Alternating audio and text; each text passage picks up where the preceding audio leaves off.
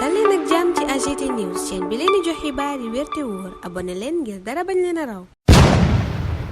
AGT News. Bismillah daleen ak jàmm ci chaîne bi ngeen taamul seen bopp AGT News xibaar yu bari la yéenekaay yi xëyee genn ci àllarba tey ji fukki fan ak juróom-ñaari weeru avril atum 2024 Le Témoin nga ci wàllu diplomatie di jàngat enjeu tukkim njiitu réew mi tey ji ca Mauritanie yéenekaay bi ne génnam ku njëkk ci réew mi moom Bassirou Diomaye Faye mi ngi ko jagleel suñu dëkkandooy Mauritanie wuuteeg li ñu ko fi wuutu doon def di dem France foofa it la lii quotidien jaar yéenekaay baa nga ca enjeu tukkim njiitu réew mi ca Mauritanie journal ba jox ca kàddu Magaye Gaye di économiste mu ne demu président Bassirou Diomaye Faye tey jii ca Mauritanie la ko lal mooy urgence yi am ci wàllu pétrole ak gaz gi ni ñu ko war a exploiter àll seen beneen économiste ne jaadu na mu njëkk faa dem ndax lu ëpp ci plateforme gazière bi ma nga ca Mauritanie ñu xayma ko ci 25 000 milliards de pieds cubes ci wàllu nappi di pêche bu nu ci xoolee xam ne jaadu na njiitu réew mi njëkk a dem Mauritanie yéene kaay bi ne li ko waral mooy bu nu amee jafe-jafe jën Mauritanie googaa nuy jox ay licence ñu mën a napp wàllum xeex jihadisme it Sénégal mënu caa bañ a lëngoog Mauritanie lii lépp yéene kaay bi ne boo ko dajalee mooy enjeu wu tukkim njiitu réew mi ca Mauritanie googa te muy lu jaadu Le Soleil it ma nga ca tukki président Bassirou Diomaye Faye tey ci àllarba ji ca Mauritanie yéene kaay bi ne sëyub Dakar ak Nouakchott sëyub xol ak sëyub xel un mariage de cœur et de raison noonu la ko yéene kaay bi waxee ci xëtam gu njëkk waaye diggante France ak Sénégal ndax mën naa melatina meloon lii la critique yittewoo L'Observateur moom yittewoo politique diplomatique de bon voisinage maanaam rafetal sunu diggante ak sunu dëkkandoo yi la ca yéene kaay ba gis mooy président Bassirou Diomaye Faye mi ngi ci tànki Macky Sall ak Abdoulaye Wade ca woowale wàll yéenekaay bi noppi ca loola di ñu wax ministre Macky Sall yow woon ana ci lan lañu ne tey Macky moom ma nga ca liggéeyam bu bees ba di envoyé spécial 4P réew mi quotidien ne tàmbali naa doxal moom njiitu réew mu Sénégal ga woon démb ci talaata ji daje na ak secrétaire général des Nations Unies di Antonio Guterres ca siège ONU googa di mbootaayu xeet ga ngir yëggal ko liggéeyam bu bees baag la mu wundu booba jamono ñu ngi koy rëbb ci Sénégal ndax Vox Populi ñu yëgal ab pétition bu Boubacar Seye njiital Horizon Sans Frontières sumb ngir ñu teg loxo président Macky Sall ab mandat d'arrêt international lay sàkko ngir njombe yi fi président Macky Sall def tax ñu bari ñàkk seen bakkan muy ay crime politique waaye it njombe ci wàllu koom ba tax réew mi ne woon ci tànki suux yéene cabinet du Boubacar Seye képp ndax Abdou Bara Dolly di député ci assemblée nationale it ma ngay sàkku mandat d'arrêt international ci Macky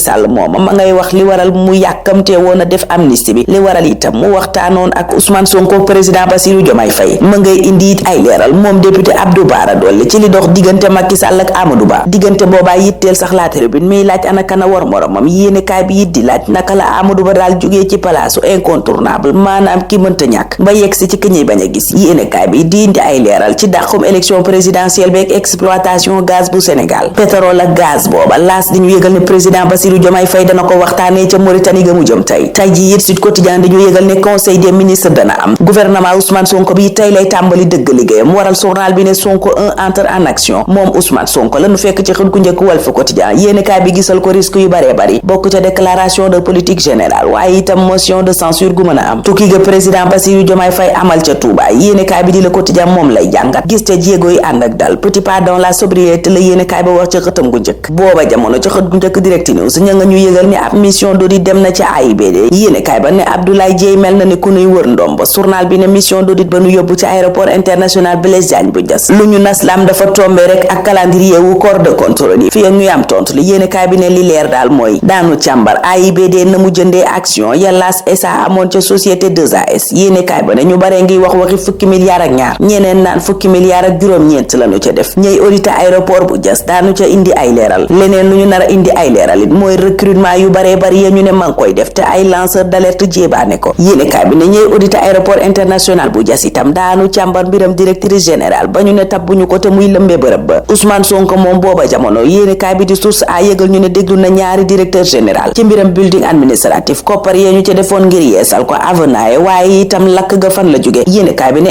interrogatoire dëgg ci la Bamba Ndiaye patron Bamba Ndiaye Essa Diar moom mi gagné woon marché defaraat building administratif bi waaye it El Hadji Malick Gaye directeur général AGETIP mi ne woon maître d'ouvrage ba yéenekaay bi ne Ousmane Sonko defal boppam yëf ya ab bic la yor te daa taxaw nag ba yëf ya jeex mu leen di laaj ñuy tontu muy bind moom njiital gouvernement bi yéenekaay bi ne ba mu ca noppee daal dinay sàkku ca ñoom ñaar ñooñu ñu jébbal ko lépp luy këyit gu soxal liggéeyu building administratif waaye it lakk ga journal ba dellu siwaat ca la cabinet yi di Veritas defoon nip liggéey ak enquête booba jamono yor bi duñu baaxee luy nuroog enquête tukkee ca port bu Ndakaaru ak yorin bu bon dofare yéene cabinet Mountaga Sy recruté na luy tolloog 1000 agents yoo xam ne Fuuta lañu jóge emploi fictif yaak recrutement sauvage yeneen it yéene kaay baa nga koy joxoñ di joxoñ it 4x4 di woto yu bakkane lool yi ñuy jënd luye ga ñu luye bâtiment Saint-Michel di ca fay ñeen fukki million weer wu jot te tegunu ko fenn it yéene kaay baa nga koy jéebaane bato Boubacar Joseph Ndiaye bi ñu jënd ñaar fukki fan ak juróom weeru janvier atum 2024 yéene kaay bi ne ab chaloupe bu yàgg la bu nu peinturaat ne lu bees la kanam yu bees yi ci opposition bi waxtu woowa moom la leen fay fësal ne ay libéraux la gauchiste ak théoricien troisième voie yéene kaay bi ne Idrissa Seck ca la bokk waaye moom ci perte vitesse la ne dawatul lu bari Khalifa Sall mi mën a jox lee ngay Barthélémy Dias Déthié Fall ak Malick Gakou lañu am ca élection présidentielle ba mën naa wàññi seen taxawaay Thierno Alassane Sall Bougane Gueye Dany Anta Babacar Ngom Aliou Mamadou Dia bu PUR ñoom la yéene kaay bi gis ne ñoo ŋànk troisième voie di ñetteelu yoon bi police moom ña nga ca yoonu am coppite ca seen direction générale l'observateur mi nu ko yeggee ne Mame Seydou Ndour moom la ñu yaakaar ne danañu ko fal ca direction générale bu police nationale Hamadi Lam la ñu nar a toftal ca moom mu di adjoint booba jamono l'informateur ak le public dugal ñu poste xamal ñu ne 200 agent dàq nañu leen ndax départ négocié bañ doon séentu ca direction générale ba mujjuta am yéenekaay bi ne syndicaliste yi nekk mer bu futt lañu def tàmbalee ñaxtu ñeneen ñu ne ci jafe-jafe laas yeggee ñu ko mooy ña amee feebaru roñoo tey fajoo ca hangar des pèlerins yéenekaay bi ne hémodialysé yooya ñoo ngay dund méttit yu tar saa suñu yewoo waxtu woowa ca Walf Quotidien ñuy wax li waral nguuru président Bassirou Diomaye Faye gi war a jël wér gu yaram def ko priorité gu gën a mag lu ñu jàppoon ne priorité lay doon ci président Bassirou Diomaye Faye di tas HCCT conseil économique social et environnemental ak assemblée nationale point actu ma ngay wax gàllankoor yéen ca mën a amee yéenekaay bi nee na faaw ñu am 3/5 député assemblée nationale maanaam député boo leen xaajee juróomi xaaj ñett ya la ñu soxla ngir mën a tas HCCT conseil économique social et environnemental yéenekaay bi ne te Pastef bu dajalee la mu am ci député ak ñëmu lëngool du ko matee tasuk assemblée nationale nag yéenekaay bi ne lu mën a nekk la waaye faaw ñu xaar weeru septembre ci weer ak at yi nu jëm liggéey bi xaar ministre de la justice Ousmane Diagne Vox Populi jamono jooja ca lay wax ne wàllu bonne gouvernance corruption détournement de deniers publics réforme des institutions lii lépp lu mu war a lijjanti la professeur Abdoulaye Bathily ma ONU tabboon ngir mu lijjanti coowal li bi ga moom yéenekaay boobaak yeneen ña nga ñu yëgal ne dafa tekki ndombal tànkam démissionné la def ci poste envoyé spécial secrétaire général bu ONU ca Libye yéenekaay bi ne la ko waral mooy professeur Abdoulaye Bathily neen daal dafa mel ni am na ñoo xam ne ndam ak ONU ca Libye googa ñoru leen daanaka sax moom la ñuy xëy di xeexoo gi ci passeport diplomatique yi la ca am dëgg ak la cay ëppal enquête moom la xëy di jàngat yéenekaay bi indi ay leeral ci décret président Macky Sall gi ak ña war a am dëgg passeport diplomatique ba Théodore Montey ne coow li daal jarul muy bari document booba daal ci yoon dañu koo war a delloo bu ñu delloo ca démb ba yegsi ci tey sax enquête gis ne boobale passeport diplomatique bu Sénégal daanaka amatul lenn lu mu tekki ca bitim réew mi di Sénégal nag moom système bi daf fiy jóg àllakan bokk ci cabinet Ousmane Sonko bokk yi ci magi gauche bi moo koy xamle ca bis bi le jour ne waxuma la jóg waaye système bi dañu koy sax far suul ma ngay diggéey ca booba lépp yéene kaay ne mbiram 94 milliards yeeg mbiram Prodac yépp dana leer li wuutale Sonko Cheikh Anta Diop ak Mamadou Dia it moom àllakan ma ngi koy waxit ne militaire français yi dañ fee war a jóg dégager lañ war a def Amadou Ba nag bu bëggee def opposition bëgg nekk chef de l'opposition àllakan ne lépp luy àqam ak yelleefam ak avantage yu mu yeyoo daanu ko jox ñun foofa la ñu yem tey jox leen dig daje ëllëg incha allah. AGT News.